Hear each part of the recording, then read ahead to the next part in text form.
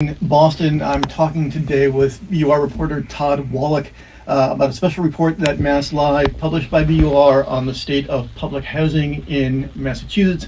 We'll be taking your questions this afternoon, so please feel free to dive in and join our conversation. We'll ask as many of your questions as we possibly can. Thanks for joining us this afternoon. So last week, MassLive published a story that BUR did with ProPublica looking at the state of public housing in Massachusetts. You guys discovered that even though there are thousands of people on a waiting list, thousands of units still sit empty. The nickel tour of the story and what you and your team discovered. Yeah, absolutely. I'm sure your audience knows how tight housing is in Massachusetts. We're one of the most expensive states in the country, and homelessness has been rising. There are record numbers of people in shelters.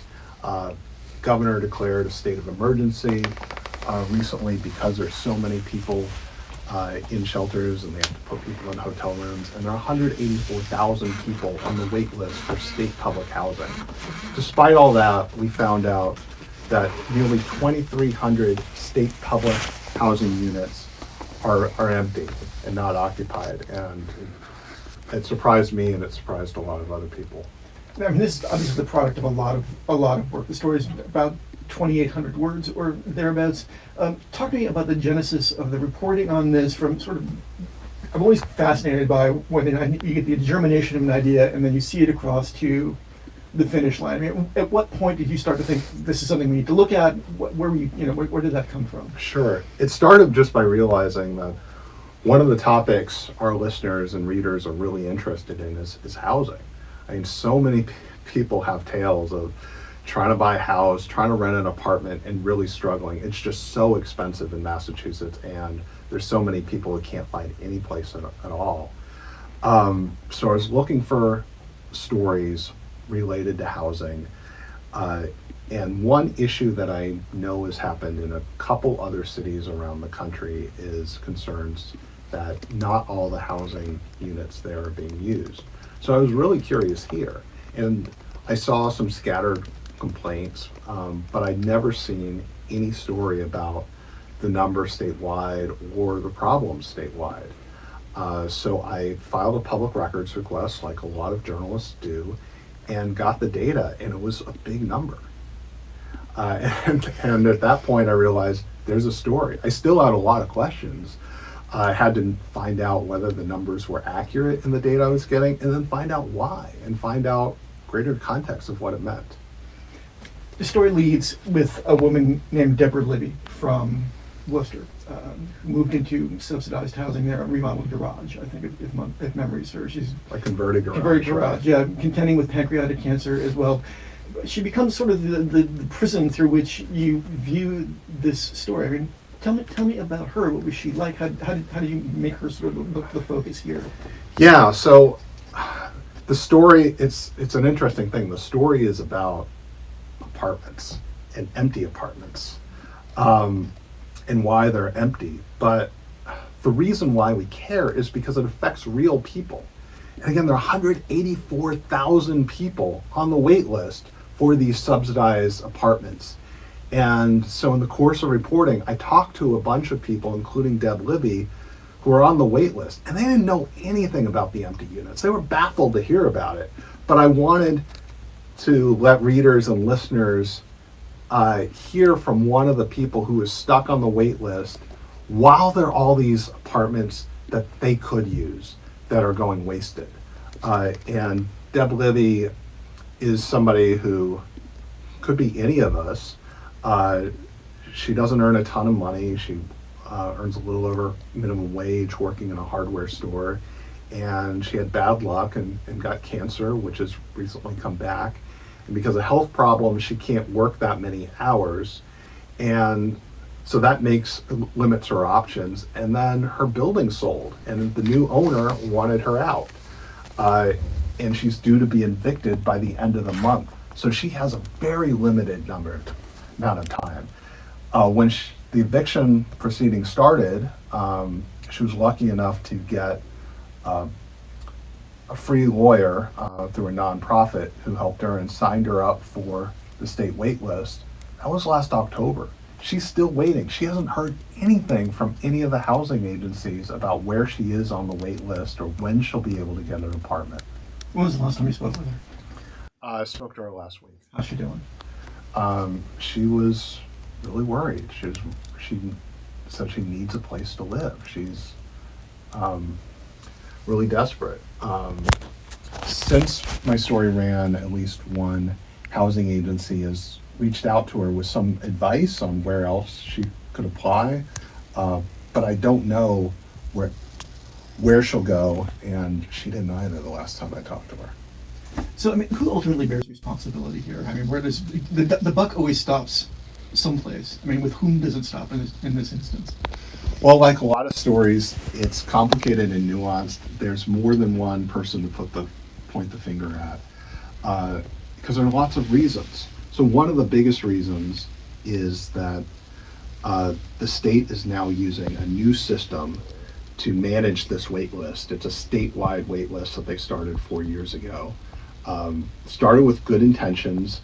The legislature mandated it because they didn't want people to have to go to each individual housing agency. They wanted to make it more convenient for people. There are also questions about whether some housing agencies were going out of order and giving people special preference. So they wanted to make sure it was fair, but the new system has not worked well at all. There have been all sorts of problems. A lot of the information in the system is inaccurate. There's no checking at the front end, so housing agencies are checking at the back end and often finding out people don't qualify or they don't qualify for priority and need to be moved down the list, all while apartments are sitting vacant. Also, because people can now sign up statewide through one system, housing agencies across the state are all drawing names from the same system, which means they wind up screening people at the same time, all competing with each other, duplicating efforts, drawing out the process. And a lot of people are really, really frustrated working for local housing agencies with the state system. So that's one problem, but there are other problems. A lot of housing agencies say they don't have enough staff to pick people. They also don't have enough staff and money to maintain apartments. In some cases, those are big renovations that have piled up over time. The state itself estimates there's over $3 billion backlog in repairs that need to be made. Some advocates think it's more than double that. Some units are in such bad shape they've been condemned. There are other units that just need some paint and cleaning and minor stuff, but many agencies say they're so short-staffed and so busy dealing with the apartments in really awful condition that they don't even have the time to quickly turn around those units that are in pretty good condition. So that's another issue, and a lot of people point their fingers at the legislature and say the legislature hasn't allocated enough funding. Then there's other issues, like in some cases, local housing agencies have decided to leave units vacant deliberately for one reason or another. Sometimes they're planning huge major renovation projects, and they decide we're going to stop filling vacancies until we finish that renovation. But the renovation can often take years to even start. So I found a case in Somerville where units were sitting for as long as 6.5 years before construction began. So that's one issue. And another issue is we found more than 120 apartments that local housing agencies have repurposed for other things they want to use. And it could be laundry rooms, it could be office space, it could be storage. One in Salem's using a unit for file storage and an employee break room. Somerville's even using 1 2-bedroom apartment for its own police station and space for that. So there are a variety of reasons that all mean that lots of units are unavailable to people who desperately need housing. So you could point the finger in lots of different ways, and a lot of people are responsible. So when you talk to state lawmakers about this, this is all coming against this backdrop of the migrant housing crisis as well. Governor Healy facing all of this pressure to deal with that issue, kind of pointing the finger at Washington, saying it's their fault for not doing something about a bad system? And what are lawmakers telling you about where this is and where this stands? Well, you were there when I asked Speaker of the House, Ron Mariano, about it. He said he's glad that after I talked to the state said that they are aware of the problems with the wait list and are trying to fix it. He seems skeptical about the claims that local housing agencies need more money. He said, I'm sure it's true in some cases. I'm not sure it's true in others. And it's like any other need by a city or town. So it sounds really up in the air of whether the legislature is willing to provide more money to solve at least a piece of this problem. And your team reported just Monday, I guess, that there's this 90-day push to try to fill these vacancies. Can you talk a bit about that? Yeah, so after we published this story, the state on late Friday afternoon issued a memorandum saying they're going to make a 90-day push to fill as many vacant units as they can by the end of the year, offering both money and other assistance to local housing agencies across the state. And there are 230 housing agencies across the state that manage this body of state public housing to try to help them. And in some cases that could be money for repairs, in some cases it could be help with finding tenants. But it will be really interesting, and we'll be watching to see, okay, how many units do they actually fill by the end of the year? And how does this effort go? So Governor Haley created this new housing secretary position to help address a lot of these issues. You spoke with Ed Augustus, the new housing secretary, about this stuff. I mean, what did you hear from him? So Ed Augustus made it very clear. He's a new housing secretary. He's been in office for about 4 months, sworn in beginning of June.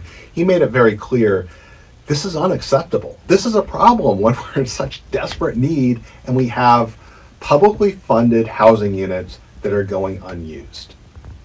And of course, we also had Governor Healy on our air, and she also said public housing is a precious resource and we need to address this problem. They've made it clear it's not the only housing issue. They also want to build more housing, but these are housing units that already exist. So it seems crazy not to use them when there's such big need and they're already here. Do we have any questions floating in? No, none yet. Massachusetts, I think you guys reported that it's the third most expensive state for private housing in the nation. There are a lot of people, as a recent transplant here, I can speak sort of firsthand to the expense of trying to find a place to live. But I mean, if you are in public housing, you're paying substantially less than market rates. Yeah, absolutely. But yet, we still find ourselves where we are here. Yeah, absolutely. And that's part of the reason why there's such huge demand for these subsidized apartments. In the private market, some people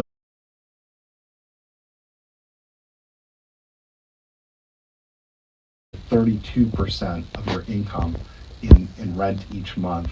And if you don't have any income at all, the minimum is just $5 a month.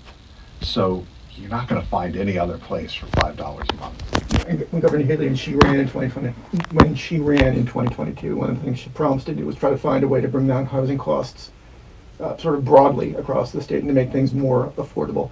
We're looking perhaps later this week at a vote by the General Assembly on a tax relief package that could provide relief to renters, could provide relief to homeowners. I mean, what are we expecting? Do you know? Because we don't know the broad parameters of that package yet, what we might expect to see out of that. Yeah, I am not sure. Well, I guess we're hoping to hear more details later today on what the legislature is going to do in that specific package. But there's no doubt there's huge interest in the broader problem of how do they help renters and people afford housing? Because even if you have a decent income in Massachusetts, it is so expensive. The average rent for a 2-bedroom in Massachusetts is $3,000. That's among the highest in the country. And in Boston and certain other cities, it's even higher.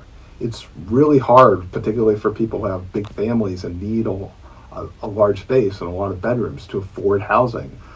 So I know that both the governor and lawmakers are interested in all sorts of ways to try to help address that situation, whether it's incentives and rules to help encourage build more housing, or tax relief, or incentives to help people who are struggling to afford rent and their mortgage payment to be able to afford that more easily. My story focused on the public housing system, which, by the way, is unusual. Massachusetts is one of only 4 states in the country that even has state public housing. A lot of people are familiar with public housing, but think of big federal projects around the country. Massachusetts actually has more public housing units run in the state system than the federal, and more state housing than anywhere else in the country. In fact, it has more than twice as many state public units as the other 3 states that have state public housing combined. Now, you talk to a lot of these local housing administrators who are trying to thread the needle as best they can, and the frustration comes across. It's palpable from a lot of these folks. One of them called the system horrible, not once, but twice in one conversation. I mean, what are these folks up against? What kind of needle are they trying to thread here? Yeah, that was David Hedison of the Chelmsford Housing Authority. I talked to a number of housing directors across the state, and they say, our job is to house people. So many of them are really frustrated having housing that they know could accommodate a family who might be living on the street, might be living in a shelter, might be living in their car, and it is frustrating for them to see those units sit empty or not used. If your family is looking for help, I mean, where should you go? We have people watching in here. I mean, if they need this kind of help, to whom should they turn? Right. So we posted some phone numbers and other contact information with our story on WBUR, with contact information for the state shelter system. If people have little income and are homeless, that's one resource. If they want to sign up and need assistance signing up for the state wait list, there's phone number and contact information. There's an online form for CHAMP, which is the name of the web form used to apply for state public housing. But there's lots of other types of affordable housing. It's a really complex web. There's state vouchers, which you can apply for through the state web form. There is federal housing, and there are federal vouchers, which need to be applied generally through local housing agencies that handle that. There's also lots of private developers that have set aside some units as affordable that often have their own wait lists or their own lotteries to get those units. And we've heard a lot of complaints from people that it's really complicated. If you need help, there's so many different places to look, and it hasn't been centralized. It's not just one place to look. You obviously talked to a lot of people who are trapped in the system. We have to have Libby on one. Is there another conversation that you had or an anecdote that really leaps out at you as kind of the archetype of what folks are up against here? So one issue is I talked to somebody who has been on the wait list for 3 years and has a young daughter. And like a lot of people in unstable housing, she's moved a lot. So at one point she missed some mail from local housing authorities because she hadn't updated her address in the system. One issue that a lot of people have noted is local housing authorities use U.S. mail to contact people. Well, a lot of people in shelters or temporarily living in hotels don't get their mail reliably. So that is one reason why I think some of the units are going unused. They're trying to reach people through mail who don't really get their mail. One housing commissioner referred to it as chasing ghosts. And so that's another part of the problem. I feel like that's sort of like a whole substrata of the economy or the social strata that doesn't address those without permanent addresses, the unbanked, people who sort of slip through no fault of their own, who sort of slip through the cracks in the safety net. Yeah, absolutely. And another issue is the rules for getting housing are complicated. Like we were looking at the rules for who gets priority housing, and you'd think if you're homeless you get priority housing. But the rules are more specific. The state wants to know, how did you become homeless? So if you became homeless by way of a natural disaster, you rank higher than somebody who became homeless through an eviction. And if you're evicted for not paying your rent, even if you lost your job, you don't get priority housing. So they're very complicated rules, and a lot of people think they deserve priority housing, sign up, and it turns out that they don't.